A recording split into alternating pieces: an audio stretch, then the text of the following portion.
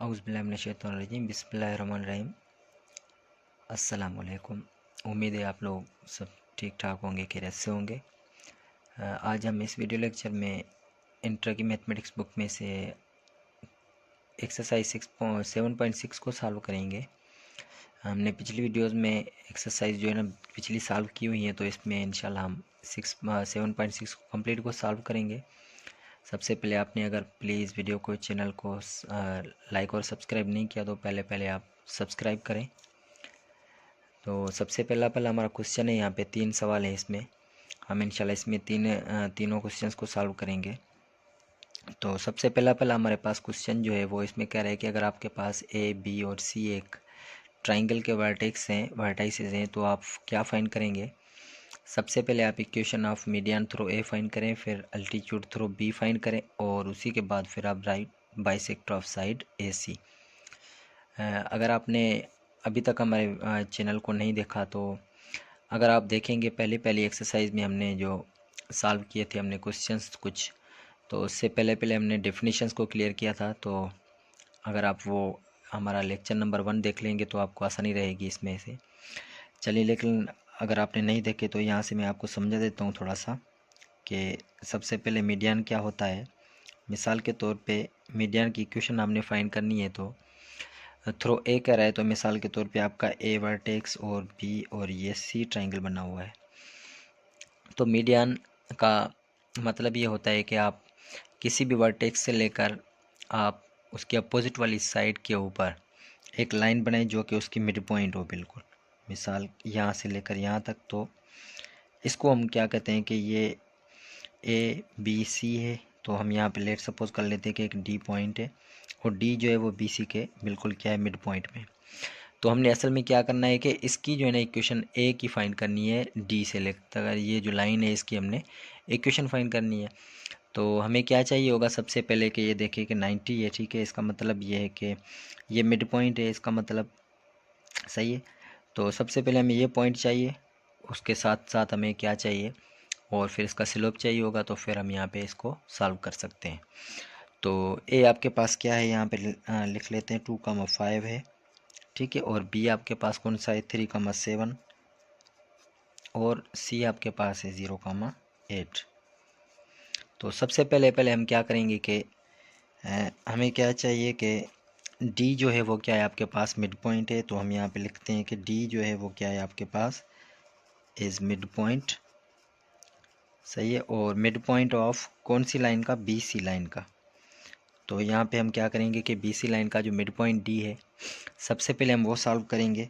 तो D find करने के लिए हमारे पास मिड पॉइंट का फार्मूला आपको पता है कि x1 + x2/2 है। तो x1 आपके पास क्या है 3 प्लस x2 आपके पास क्या है 0/2। इसी तरीके से 7 + 8 y1 + y2/2 है। तो आपके पास ये डी पॉइंट जो मिल गया 3/2 और ये 15/2 मिल गया, ठीक है। अच्छा, ये डी पॉइंट आपके पास मिल गया। तो अब यहाँ पे हम सपोज कर लेते हैं कि ये इस लाइन का जो यहाँ पे स्लोप है वो m1 है। मिसाल के तौर पे इस लाइन का स्लोप जो है वो आपके पास क्या है m1 है। तो हम यहाँ पे क्या करेंगे कि स्लोप फाइंड करेंगे। तो स्लोप फाइंड करने के लिए आपके पास क्या है कि ये स्लोप किसका फाइंड कर रहे हैं, अब ए और डी का स्लोप हम यहाँ पे फाइंड करेंगे। तो हम यहाँ पे स्लोप फाइंड करने के लिए और डी आपके पास ए आपके पास क्या है, यहाँ पे ए जो पॉइंट है आपके पास 2,5 है, ठीक है। तो यहाँ पे स्लोप फाइंड करेंगे। तो स्लोप किस लाइन का, इस लाइन का, ठीक है। तो डी आपके पास कौन सा पॉइंट मिल गया, ये मिल गया 3/2 और आपके पास 15/2 मिल गया। तो स्लोप फाइंड करने के लिए हमारे पास फार्मूला होता है 2 पॉइंट फार्मूला। तो स्लोप फाइंड कैसे करते हैं, y2 - y1। y2 आपके पास क्या है 15/2 माइनस आपके पास फिर क्या है y1, ठीक है। और डिवाइडेड बाय ये पूरा डिवाइडेड बाय x2। x2 क्या है आपके पास 3/2 माइनस x1 2 है। इसको सिंप्लीफाई करेंगे तो ये 2 5 10 हो जाएंगे। तो आपके पास कितने बच जाएंगे 10 15 में से आप माइनस कर दें तो 10/2 बच जाएंगे। अपान में आपके पास 2 2 4, बाकी आपके पास माइनस के 1/2 मिल जाएंगे। 2 का यहाँ पे टेबल आपके पास यहाँ पे 5 टाइम्स। तो ये अब आपके पास जो आंसर मिल जाएगा वो आपके पास क्या मिल जाएगा, यहाँ पे 5 ठीक है। और यहाँ पे आपके पास क्या है, ये जो डिवाइड है इसको हम ऐसे भी लिख सकते हैं -1/2। ठीक है, तो इसको और सॉल्व करेंगे तो आपके पास क्या मिल जाएगा, मल्टीप्लाई में चेंज करेंगे 2 ऊपर जाएगा 1 नीचे, तो ये आपके पास स्लोप आपके पास क्या मिल गया है, -10 मिल गया। ठीक है, इसको थोड़ा सा और भी चेक कर लें कि -10 है कि नहीं है। ठीक है, तो यहाँ पे देखें कि हमने मिस्टेक कर दी है यहाँ पे थोड़ी सी। ठीक है, तो इसको थोड़ा सिंप्लीफाई कर लेते हैं कि यहाँ पे 2 5 ज़ा 10, तो यहाँ पे 5/2 बच जाएंगे। ठीक है, तो हमने यहाँ पे गलती की है, इसको फिर से हम थोड़ा सा सॉल्व करते हैं। तो हमारे पास स्लोप क्या मिल जाएगा, m = 2 5 ज़ा 10, तो 5/2 मिल जाएगा यहाँ पे। और ये डिवाइड जो है इसको में से रखते हैं। ठीक है, 2 2 ज़ा 4 माइनस के 1/2 बच जाएंगे सेम। अब इसको सॉल्व करेंगे तो ये 5/2 मल्टीप्लाई में चेंज, और ये 2 ऊपर जाएंगे माइनस के 2/1, तो 2 2 कैंसिल। ठीक है, तो अब यहाँ पे -5। अब आपके पास ये स्लोप मिल गया। तो अब यहाँ पे हम ए से लेकर डी तक की जो इक्वेशन फाइंड करेंगे, हम यहाँ पे लिख रहे हैं कि इक्वेशन ऑफ मीडियन। अब हम यहाँ पे आसानी से फाइंड कर सकते हैं। ठीक है, मीडियन थ्रो ए, तो वो कौन सी है आपके पास, देखें कि हम यहाँ पे लिखेंगे कि यूजिंग, आपके पास क्या है कि स्लोप इंटरसेप्ट फार्मूला। ठीक है, तो यहाँ पे हमारे पास एक तो देखें कि 2 पॉइंट फार्मूला यहाँ पे लगा सकते हैं, लेकिन सबसे पहले हम क्या करेंगे कि आपके पास क्या है, स्लोप फार्मूला लगाएंगे यहाँ पे। ठीक है, तो यूजिंग स्लोप फार्म। ठीक है, तो अब आपके पास यहाँ पे इक्वेशन कौन सी होती है, y-y1 = mx-x1। तो अब यहाँ पे y सेम -y1, अब आपके पास क्या है कि a जो पॉइंट है, ठीक है, वो आपके पास उसका जो है ना y1 है, इसका मतलब है कि 2 है, = m आपके पास क्या है, स्लोप -5, और इसी तरीके से x-x1 रखेंगे, तो x-x1 क्या है आपके पास, 5 है यहाँ पे। ठीक है, तो अब यहाँ पे हमारे पास इक्वेशन आ गई y-2 = ये मल्टीप्लाई हो जाएगा तो माइनस के 5x हो जाएंगे, माइनस इंटू माइनस प्लस हो जाएंगे, 25 हो जाएंगे। तो x यहाँ पे पॉजिटिव होना चाहिए, आप कोशिश करें तो x की वैल्यू यहाँ पे इस तरफ लेकर आएंगे। ठीक है, तो उस तरफ लेकर आएँ तो ये 5x, और y उसी तरफ पड़ा हुआ है तो प्लस के y। ठीक है, और 25 प्लस के उस तरफ जाएंगे तो माइनस के, तो इसका मतलब कि माइनस के 2 ऑलरेडी है, माइनस के 25 माइनस के 27 = 0। तो ये जो इक्वेशन है वो आपके पास मिल गई है फर्स्ट की इक्वेशन ऑफ मीडियन। ठीक है, इसी तरीके से अब सेकंड में क्या करें कि आप सेकंड क्या फाइंड करेंगे। अब हमारे पास इसमें सेकंड जो है वो उसमें करें कि आप क्या फाइंड करें, अल्टीट्यूड थ्रू बी फाइंड करें। तो फिर से अल्टीट्यूड को थोड़ा सा डिस्कस कर लेते हैं कि अल्टीट्यूड क्या होता है। अल्टीट्यूड का मतलब ये होता है कि किसी भी वर्टेक्स से, मिसाल के तौर पे आप ये ए वर्टेक्स है और दूसरी ये बी है और सी है, अगर हमने बी से वर्टेक्स से जो है अल्टीट्यूड की इक्वेशन फाइंड करनी है तो याद कर लें कि ये जो बी होता है वो सामने वाले अपोजिट साइड पे बिल्कुल 90 की एंगल बनाएगा यहाँ पे। ठीक है, तो इसका मतलब ये हुआ कि ये अल्टीट्यूड है। सही है, तो हमने बी से लेकर इस अल्टीट्यूड तक के जो है वो पॉइंट फाइंड करना है। ठीक है, तो यहाँ पे सपोज कर लेते हैं कि डी अभी यहाँ पे है हमारे पास। तो अब हम यहाँ पे क्या करेंगे, सबसे पहले डी देखें कि यहाँ पे मिड पॉइंट नहीं है। डी कहीं पे भी हो सकता है, लेकिन यहाँ पे आपके पास क्या है कि मिड पॉइंट आपके पास ये नहीं है। तो हम यहाँ पे क्या करेंगे, सबसे पहले हमारे पास ये जो पॉइंट है ए और सी के बीच में है, मतलब डी, मतलब कि बिल्कुल बीच में नहीं है। तो सबसे पहले आप देखें कि ए और सी का स्लोप फाइंड कर लें। ठीक है, तो फिर आसानी से आप इसको फाइंड कर सकते हैं। तो ये हम क्या फाइंड करेंगे कि ये ए सी से लेकर हम स्लोप फाइंड कर लेते हैं सबसे पहले। तो लेट कर लेते हैं कि ये m1 जो है वो स्लोप है between a and c line. तो m1 फाइंड करने के लिए हम ए और सी का स्लोप फाइंड करेंगे, ए से लेकर सी तक। तो ए आपके पास देखें कि पॉइंट्स क्या मिले हुए हैं, आपके पास ये सेम मिले हुए हैं, 2 5 ए और सी के बीच में है। तो यहाँ पे y2 8 माइनस y1 5 है, तो y2 8 है आपके पास और माइनस y1 5 है। अपन में x2 आपके पास देखे क्या हो जाएगा, 0 और -2 हो जाएगा, x2 माइनस x1, तो 0 -2 हो जाएगा। तो यहाँ से ये हो जाएगा 3/, में ये आपके पास -2। तो यहाँ पे आपके पास देखें कि स्लोप क्या है आपके पास, ये 3/-2। लेकिन यहाँ पे देखें कि मैंने पहले बताया था कि ये जो अल्टीट्यूड होता है बिल्कुल वो परपेंडिकुलर होता है। इसका मतलब कि ये अल्टीट्यूड परपेंडिकुलर है, तो हम यहाँ पे लिखेंगे कि अल्टीट्यूड जो है वो परपेंडिकुलर है, अल्टीट्यूड इज़ परपेंडिकुलर। इसका मतलब ये हुआ कि हमारे पास ये जो स्लोप मिल जाएगा एम, वो इसमें क्या मिल जाएगा, इन्वर्स मिल जाएगा। ठीक है, ये हो जाएगा आपके पास 2/3 स्लोप मिल जाएगा, क्योंकि हमारे पास अल्टीट्यूड लाइन जो है वो बिल्कुल परपेंडिकुलर है। तो परपेंडिकुलर में आप स्लोप को क्या करते हैं कि इन्वर्स कर लेते हैं। ठीक है, तो आपके पास ये स्लोप मिल गया। अब हम यहाँ पे क्या करेंगे कि बी से लेकर यहाँ तक पॉइंट तक जो है ना वो इसकी क्या करेंगे कि एक इक्वेशन फाइंड करेंगे। तो बी से लेकर यहाँ तक हम इक्वेशन फाइंड करने के लिए हमारे पास क्या है कि कौन सा फार्मूला यहाँ यूज़ करेंगे।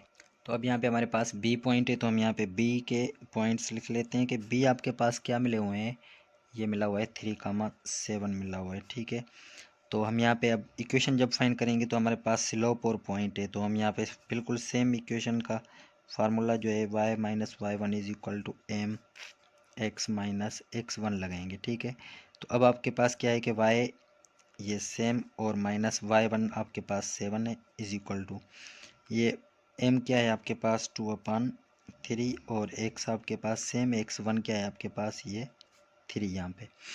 तो जब इसको सिंप्लीफाई करेंगे 3 इस तरफ मल्टीप्लाई हो जाएगा, तो ये आपके पास क्या हो जाएगा, ये हो जाएंगे 3y माइनस के 21 इज इक्वल टू 2x और ये माइनस के 2 3 6 हो जाएंगे। ठीक है, तो x आपके पास ये 2x सेम वहीं पे है, ये 3y उस तरफ जाएगा तो माइनस के 3y हो जाएंगे, -6 ऑलरेडी वहाँ पे, ये माइनस का 21 उस तरफ जाएगा तो प्लस के 21 हो जाएंगे। तो प्लस के 21 में से 6 बाकी प्लस के आपके पास क्या बच जाएंगे, 15 बच जाएंगे इज इक्वल टू 0। इसका मतलब ये हुआ कि आपके पास अल्टीट्यूड की इक्वेशन भी आपके पास ये मिल गई है। ठीक है, इसी तरीके से हमारे पास थर्ड में क्या है कि इसमें कह रहे हैं कि right bisector of side AC। तो चलिए इसको सॉल्व करते हैं। तो अब हमारे पास क्वेश्चन इसका जो 3 है उसमें कह रहे हैं कि राइट बाइसेक्टर ऑफ AC की इक्वेशन फाइंड करें। तो आपके पास राइट बाइसेक्टर होता क्या है, मिसाल के तौर पे मैंने ट्राइंगल बनाया हुआ ऑलरेडी। तो राइट बाइसेक्टर का मतलब होता है कि आपकी किसी भी साइड से आपकी लाइन जो है ना वो आपके पास, ठीक है, इस लाइन को अगर यहाँ से कट कर रही है बिल्कुल 90 के एंगल पे, तो इसको हम क्या कहते हैं कि ये इसका राइट बाइसेक्टर है। ठीक है, तो बस ये राइट बाइसेक्टर है, तो हमने किसका, AC का राइट बाइसेक्टर फाइंड करना है। तो हम सबसे पहले क्या करेंगे, इसकी इक्वेशन फाइंड करेंगे। ठीक है, तो जब इस राइट बाइसेक्टर की इक्वेशन हमने जो ना फाइंड करनी है। ठीक है, तो राइट बाइसेक्टर की इक्वेशन फाइंड करने के लिए हमने क्या करना होगा कि राइट बाइसेक्टर जो भी होता है वो उसका हम क्या करेंगे कि सबसे पहले A और C तक जो है ना स्लोप फाइंड करेंगे। ठीक है, और फिर इसकी इक्वेशन फाइंड करेंगे। तो यहाँ पे लिख लेते हैं कि M जो है वो क्या है, स्लोप है। ठीक है, ऑफ AC लाइन। तो AC का स्लोप क्या हो जाएगा, यहाँ पे हम लिखेंगे M is equal to y2 minus y1। ठीक है, तो y2 आपके पास क्या है 8 है, माइनस y1 आपके पास क्या है 5 है, अपान में x2 0 और x1 2 है। तो इसका मतलब ये हुआ कि इसका ये आंसर हो जाएगा -3 अपान में -2 हो जाएंगे। अच्छा, यहाँ पे देखें कि स्लोप फिर से जब यहाँ पे यहाँ से लेकर यहाँ तक जो है ना वो इसका एम है। ठीक है, तो जब इसका स्लोप फाइंड करेंगे तो वो क्या है, परपेंडिकुलर है। इसका मतलब ये हुआ कि हमारे पास अब स्लोप जो बन जाएगा वो बन जाएगा आपके पास 2/3 का स्लोप बन जाएगा। ठीक है, तो अब हम यहाँ पे क्या करेंगे कि इस जो है ना राइट बाइसेक्टर की इक्वेशन फाइंड करनी है। तो राइट बाइसेक्टर की इक्वेशन हम फाइंड करने के लिए सबसे पहले क्या करेंगे कि यहाँ पे एक पॉइंट भी होना चाहिए। ठीक है, तो पॉइंट होगा तो हम फाइंड करेंगे। तो लेट सपोज कर लेते हैं कि ये जो A और C के बीच में एक पॉइंट है D, हम यहाँ पे ये D फाइंड करना चाहते हैं। तो D जो है वो क्या है, हम यहाँ पे लिखेंगे कि मिड पॉइंट, ठीक है, ऑफ AC। तो हम यहाँ पे D फाइंड करने के लिए मिड पॉइंट का फार्मूला x1। अब x1 आपके पास क्या है कि 2 है, प्लस x2 0 अपान में 2, y1 क्या है आपके पास 5 प्लस y2 8 है अपान में 2। तो यहाँ से 2 2 कैंसिल यहाँ पे, तो इसका आंसर हो जाएगा 1, ये 13/2 हो जाएंगे। ठीक है, तो ये इसका मिड पॉइंट का फार्मूला। अब यहाँ से हम इस पॉइंट के बीच में और इस स्लोप के बीच में क्या करेंगे कि इक्वेशन फाइंड करेंगे तो ये सेम फार्मूला यहाँ पे y minus y1 is equal to m x minus x1। तो y आपके पास क्या है, सेम माइनस y1 ये है 13/2 इज इक्वल टू स्लोप आपके पास क्या है, स्लोप है आपके पास 2/3। तो यहाँ पे 2/3 x आपके पास सेम माइनस x1 आपके पास क्या है 1 है, ठीक है। तो जब इसको सिंप्लीफाई करेंगे तो हमारे पास ये 3 इस तरफ मल्टीप्लाई हो जाएगा, 2 इसके साथ मल्टीप्लाई हो जाएगा। तो 3 को मल्टीप्लाई करेंगे ये हो जाएगा 3y, सही है, माइनस के ये 3 इसके साथ में मल्टीप्लाई हो जाएंगे तो 3 39 हो जाएंगे अपान में 2 इज इक्वल टू 2 इसके साथ मल्टीप्लाई हो जाएंगे तो ये 2x माइनस के 2 हो जाएंगे। अब इसकी एलसीएम लेंगे तो 1, ठीक है। यहाँ से अब एलसीएम लेंगे तो ये 2 एलसीएम तो ये 6y हो जाएंगे और माइनस के 39 is equal to 2x minus 2 फिर इस तरफ जाकर मल्टीप्लाई हो जाएगा तो ये आपके पास 6y minus 39 is equal to 4x minus के 4। अच्छा, यहाँ पे हमें इक्वेशन चाहिए तो 4x सेम यहाँ पे रखेंगे, ये 6y उस तरफ जाएगा माइनस के 6y और ये माइनस के 39 उस तरफ जाएंगे तो प्लस के 39 और माइनस के 4 हैं तो प्लस के 30 कितने 5 बच जाएंगे इज इक्वल टू 0। तो अब हमारे पास इसका आंसर आ गया है ये। तो क्वेश्चन नंबर यहाँ तक क्वेश्चन नंबर 1 सॉल्व कर लिया है। अब हम चलेंगे क्वेश्चन नंबर 2 की तरफ। अच्छा, तो अब हमारे पास क्वेश्चन नंबर 2 में कह रहा है कि आप ये शो करें कि लाइंस जो हैं वो कॉन्क्यूरेंट हैं, ठीक है, और आप पॉइंट ऑफ कॉन्क्यूरेंसी फाइंड करें। तो सबसे पहले हम क्या करेंगे कि हमारे पास ये आपके पास ये जो क्वेश्चन नंबर 2 है, ठीक है, सबसे पहले हम क्या करेंगे कि 2 से पहले हम कोशिश करते हैं कि इसमें क्वेश्चन नंबर 1 में एक मिस्टेक हमने कर दी थी, ठीक है, उसको थोड़ा सा सिंप्लीफाई कर लेते हैं कि उसमें क्या है आपके पास। यहाँ पे देखें कि मैंने ऑलरेडी सेट किया हुआ है, यहाँ पे थोड़ी मिस्टेक हो गई थी कि y माइनस y1 आपके पास यहाँ पे क्या है 5 है तो मैंने यहाँ पे 2 लिख दिया था और -5 ये सही था और x माइनस 5 मतलब ये कि x1 जो था वो 2 था, मैंने 5 लगा दिया था, ठीक है। तो यहाँ पे आप सेट कर लेना, ये माइनस के 2 आ जाएंगे तो फिर ये y minus 5 is equal to minus के 5x minus into minus plus के 10 हो जाएंगे। इसी तरीके से ये इस तरफ हो जाएंगे पॉजिटिव और ये प्लस के 10 इस तरफ माइनस के 15 हो जाएंगे, ठीक है। अभी हम चलेंगे क्वेश्चन नंबर 2 की तरफ। तो अब देखिए क्वेश्चन नंबर 2 में कह रहा है कि आप क्या करें कि शो करें कि लाइंस कॉन्क्यूरेंट हैं। सबसे पहले लाइंस कॉन्क्यूरेंट होती कब है ये हम थोड़ा सा सिंप्लीफाई कर लेते हैं, इसको समझ लेते हैं कि जब दो या दो से ज़्यादा लाइंस जब एक लाइन के ऊपर इंटरसेक्ट करती हैं तो इसका मतलब कि ये कॉन्क्यूरेंट लाइंस हैं, ठीक है। और जिस पॉइंट के ऊपर यहाँ पे ये लाइंस इंटरसेक्ट हो रही हैं तो इसका मतलब ये एक पॉइंट ऑफ कॉन्क्यूरेंसी है, ठीक है, ये याद कर लें आप। तो सबसे पहले हम क्या करेंगे कि इसको शो करेंगे कि ये लाइंस आपके पास क्या है, कॉन्क्यूरेंट हैं। तो कॉन्क्यूरेंट के लिए सबसे पहले आपके पास कंडीशन जो है आपके पास वो कुछ यूँ है कि आप क्या करेंगे, सबसे पहले इन इक्वेशंस को थोड़ा सा 0 के बराबर कर लें। इसका मतलब कि कैसे x माइनस वाई प्लस के 6 इस तरफ आएंगे तो माइनस के 6 और इसको हम क्या करेंगे 3x और ये उस तरफ जाएंगे तो माइनस के 4y और माइनस 22 इज इक्वल टू 0 और ये तो ऑलरेडी इज इक्वल टू 0 उस तरफ ऑलरेडी बना हुआ है, ठीक है। तो चेक करने के लिए ये कंडीशन है कि जब आपके पास ये डिटर्मिनेंट जो है कौन सा a1 b1 और c1 और यहाँ पे a2 b2 और यहाँ पे c2 और यहाँ पे a3 और यहाँ पे b3 और यहाँ पे c3, इस पूरे का डिटर्मिनेंट 0 आ जाए तो आप समझ जाएं कि ये लाइंस कॉन्क्यूरेंट हैं। तो यहाँ पे हम क्या करेंगे कि पॉइंट्स रखेंगे, हमारे पास a1 b1 c1 क्या है, यानी कि कोएफिशिएंट से और कुछ भी नहीं है तो 1 माइनस 6 और यहाँ पे 3 -4 -22 और यहाँ पे 6 और यहाँ पे 5 और यहाँ पे 8। तो सिंपल है, आसान। सबसे पहले क्या करेंगे डिटर्मिनेंट फाइंड करेंगे। तो डिटर्मिनेंट कैसे फाइंड करेंगे, 1 ये कैंसिल आउट ये कैंसिल आउट तो ये 32 माइनस के हो जाएंगे प्लस, ठीक है, ये माइनस है क्योंकि ऑलरेडी माइनस यहाँ पे माइनस इंटू माइनस प्लस 5 22 ज़ा 110। फिर अगला माइनस रखते हैं लेकिन माइनस यहाँ पे 1 है तो माइनस इंटू माइनस प्लस हो जाएगा। फिर ये कॉलम छुपा दें, ये मल्टीप्लाई कर दें तो ये कितने 24 माइनस फार्मूले का 6 और ये मल्टीप्लाई करा दें तो माइनस इंटू माइनस प्लस के हो जाएंगे 132 हो जाएंगे, ठीक है। इसी तरीके से लास्ट में है आपके पास -6 तो ये ख़त्म कर दिए तो 3 5 15 हो जाएंगे, माइनस फार्मूले का 6 4 24, माइनस इंटू माइनस प्लस के 24 हो जाएंगे। अच्छा, अब यहाँ पे इसको जब सॉल्व करेंगे तो ये आपके पास आंसर क्या आ जाएगा, 78 आ जाएगा, ठीक है, प्लस के।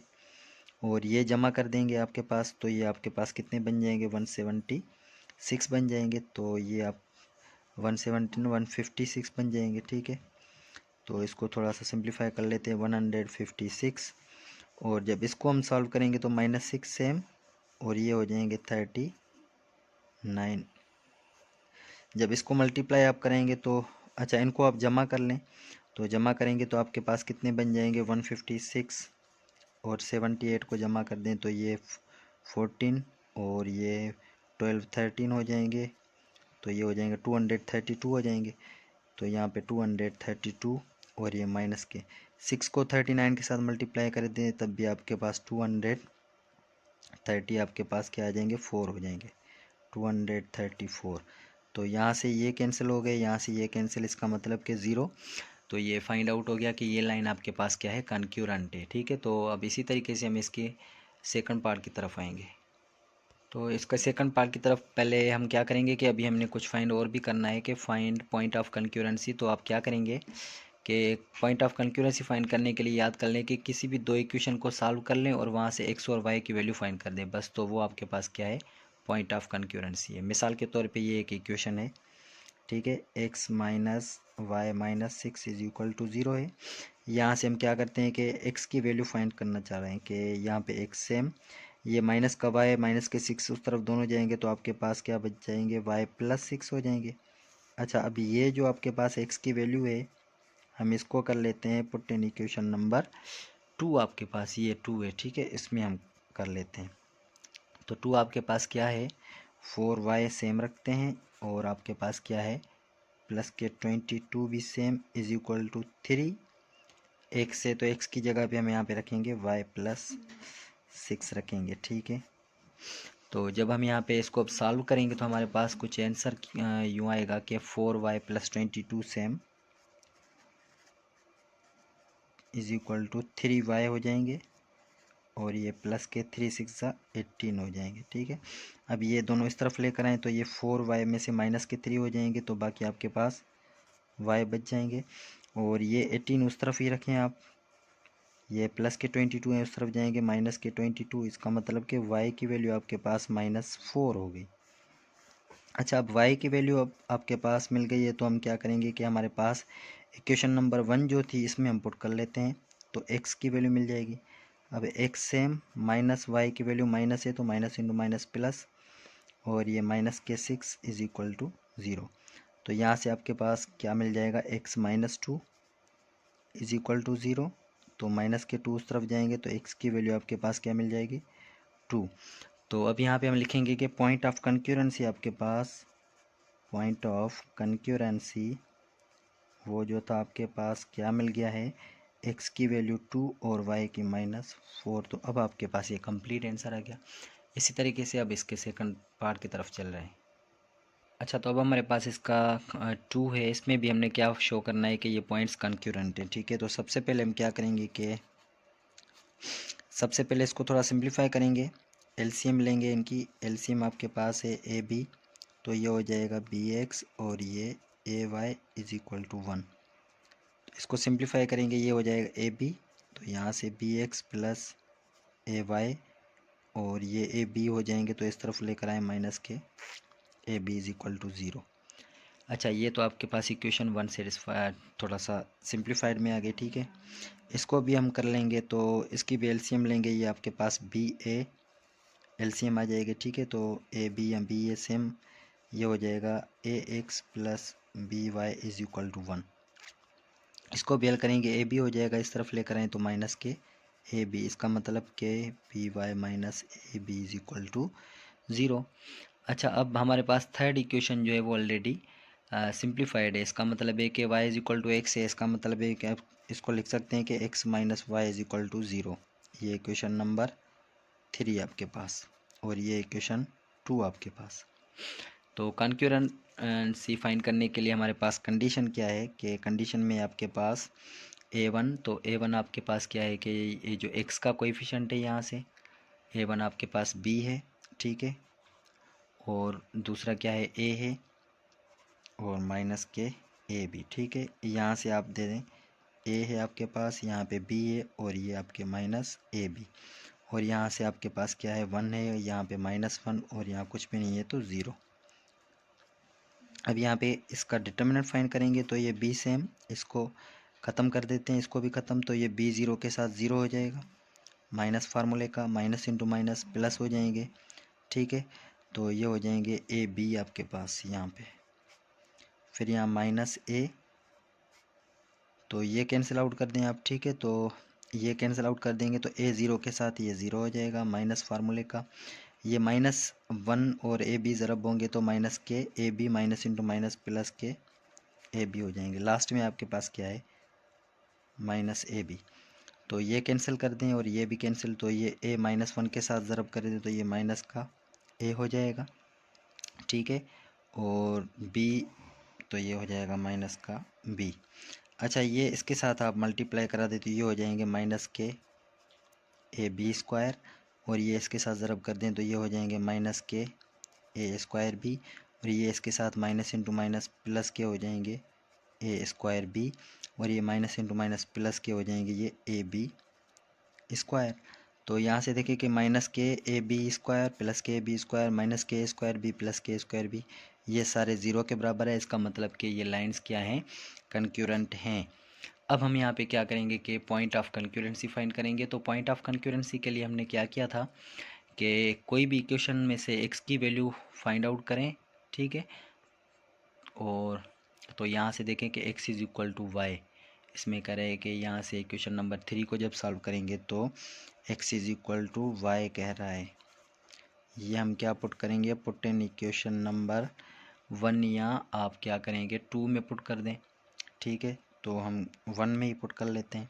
अब 1 आपके पास इक्वेशन क्या है, बी एक्स है, तो हम यहाँ पे जहाँ एक्स होगा वहाँ पे y रखेंगे तो ये हो जाएगा बी वाई, और प्लस ए वाई हो जाएगा, तो a और y सेम, ठीक है, और ये माइनस के a b is equal to 0, तो ये माइनस के ए बी उस तरफ जाएंगे, प्लस के ए बी हो जाएंगे, यहाँ से y कॉमन ले लें तो y कॉमन ले लिया, बाकी बच गया आपके पास a plus b is equal to, ये माइनस का उस तरफ जाएगा तो ये क्या हो जाएगा, प्लस का ए बी हो जाएगा। y की वैल्यू फाइंड करनी है तो y is equal to A B upon में क्या हो जाएगा a प्लस बी। अच्छा, ये जो हमारे पास x की वैल्यू आई थी वो कह रहे हैं कि x और y दोनों क्या हैं, बराबर हैं यहाँ पे, तो इसका मतलब कि ये y की वैल्यू भी ये है और x की वैल्यू भी हमारे पास क्या है, यही है। तो हमारे पास पॉइंट ऑफ इंटरसेक्शन जो है वो आपके पास क्या मिल गया है, ये दोनों सेम ही है, इसका मतलब कि a B upon a plus b, और यहाँ पे भी a B upon a plus b इसका आंसर आ गया है, ठीक है। तो अब हम यहाँ पे इसका थर्ड पार्ट करेंगे इसी तरीके से। अच्छा, तो अब हमारे पास इसका लास्ट पार्ट है, इसमें कह रहा है कि आप इसको भी चेक करें कि ये कंक्यूरेंट हैं कि नहीं है। तो सबसे पहले कि देखें इज इक्वल टू 0 उस तरफ ऑलरेडी बना हुआ है, हमने सिंपल चेक करना है a1 b1 c1 ये सब 0 के बराबर आना चाहिए।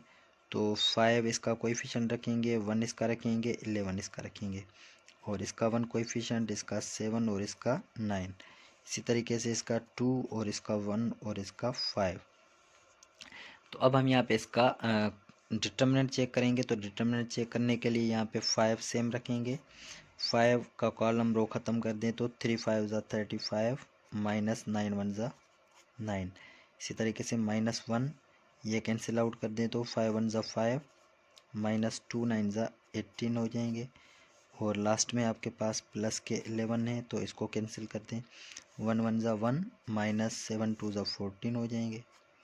सही है। तो अब देखें कि आंसर क्या आ रहा है, 5 सेम, 35 में से 9 को माइनस कर दें तो आपके पास जो आंसर आएगा वो 26 आएगा, ठीक है, और 26, ठीक है। यहाँ से देखें कि -1 है तो यहाँ से माइनस के 13 आंसर आएंगे, और यहाँ पे आपके -13 फिर से आंसर आ जाएंगे, तो 11 माइनस 13। अच्छा, 5 और 26 को अब जब आप मल्टीप्लाई करेंगे तो 26 मल्टीप्लाई 5 130 हो जाएंगे, तो 130 यहाँ पे रखेंगे, माइनस इंटू माइनस प्लस के 13 हो जाएंगे। अच्छा 11 और 13 को ज़रब कर लें तो 13 को 11 के साथ मल्टीप्लाई कर दें तो ये हो जाएगा आपके पास, ये जल्दी जल्दी में कर रहे हैं, ठीक है, ये 3 और ये 4 ये 1, तो आपके पास ये कितने बन जाएंगे, 143 बन जाएंगे। तो ये माइनस के 143। अच्छा इसको जमा करें तो ये हो जाएंगे 143 हो जाएंगे माइनस 143, इसका मतलब ये हुआ कि ये ज़ीरो। तो ये पॉइंट आपके पास क्या है कि ये कॉन्क्यूरेंट है, ठीक है। अब हम यहाँ पे क्या करेंगे कि जैसे इक्वेशंस को सॉल्व करके पॉइंट ऑफ कॉन्क्यूरेंसी फाइंड करेंगे, तो आप इसमें से जो आपको आसान इक्वेशन लग रही है उसको आप सॉल्व करें, ठीक है। तो ये और ये दोनों मुझे आसान लग रही हैं, तो मैं इसको सॉल्व करना चाह रहा हूँ।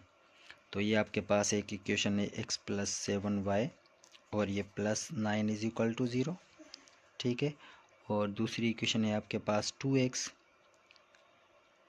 और प्लस के y और प्लस के 5 इज इक्वल टू 0। अच्छा यहाँ से किसी भी तरीके से आप इक्वेशन को सॉल्व कर सकते हैं, आपकी मर्ज़ी है जिस तरीके से करें। मैं इसको अगर इसका कोएफिशिएंट 2x बनाना चाह रहा हूँ तो इसके साथ 2 मल्टीप्लाई इक्वेशन के साथ कर दूंगा, मतलब ये पूरी इक्वेशन 2 के साथ ज़रब करवा दें तो ये इसके नीचे फिर रख दें 2x हो जाएगा और ये 14y हो जाएगा और ये 2 9 ज़ा 18 हो जाएंगे इज इक्वल टू 0। फिर इस इक्वेशन को क्या करते हैं, सब्ट्रैक्ट करते हैं, सब्ट्रैक्ट कर दें, सब्ट्रैक्ट कर दें, यहाँ से ये कैंसिल, तो यहाँ से आपके पास माइनस के 13y बच जाएंगे और यहाँ से आपके पास कितने बच जाएंगे, माइनस के 13 इज इक्वल टू 0। तो जब आप y की वैल्यू फाइंड करना चाह रहे हैं तो आपके पास y की वैल्यू जो बच जाएगी माइनस के 13 उस तरफ लेकर जाएं, तो माइनस के 13y इज इक्वल टू ये उस तरफ जाएंगे 13 हो जाएंगे प्लस के, यहाँ से 13 का 13 भी टेबल एक टाइम, इसका मतलब कि y की वैल्यू आपके पास -1 मिल गई है। अब हम यहाँ पे क्या करेंगे कि हमारे पास इक्वेशन 1 और 2 है, उसमें किसी में भी आप पुट कर दें, इक्वेशन नंबर 1 में पुट कर लेते हैं, ठीक है। तो इक्वेशन नंबर 1 आपके पास है x प्लस 7y और आपके पास प्लस 9 इज इक्वल टू 0।